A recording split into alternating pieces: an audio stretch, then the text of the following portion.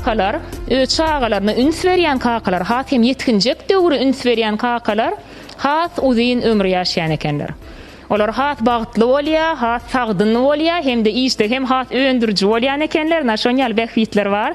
Я хочу сказать, мы в таком вот необычном формате собрались сегодня. Это очень здорово, и данное мероприятие, оно показывает, насколько важно, чтобы отец тоже принимал участие.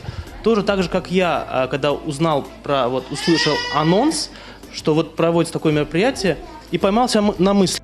А я же редко читаю книги, а вот это так важно. Что мы у тебя можем взять? 40 золотых монет, ответил юноша. 40? Ха-ха-ха-ха! А ты вообще когда-нибудь видел 40 золотых монет? Моя дочка является правнучкой поэта Гурбана Азизова, и она любит стихи своего деда, прадеда. Секер туруп сил юзуңа чаагаңы, бәкліңі болып білсең, шонча бол. Сен саныма қара сачың ағыны, сен сағыман өреніңі монча бол. У нас начинается как день? У нас начинается с зарядки, мультики тоже все не пропускаем. Книги в основном это познавательные, у меня сын читает. А мы, когда вместе остаемся, я по возможности детей вывожу за город. На самом деле трудно быть плохим отцом. Поэтому надо быть просто папами и любить своих детей. Что нужно для этого? Все элементарно. Почаще проводить время со своими детьми. Традиционно мы привыкли к тому, что по уходу за ребенком есть отпуска у матерей. И, к сожалению, не все отцы знают о том, что есть такая же возможность и у отцов.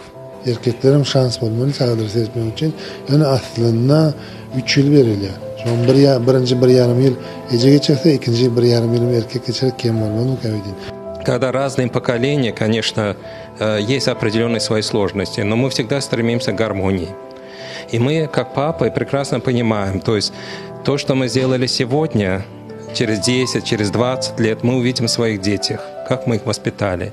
Такие возможности для молодых людей выразить свое мнение, поговорить на такие интересные топики, темы. Спасибо большое организаторам. Но факт то, что обижать их нельзя.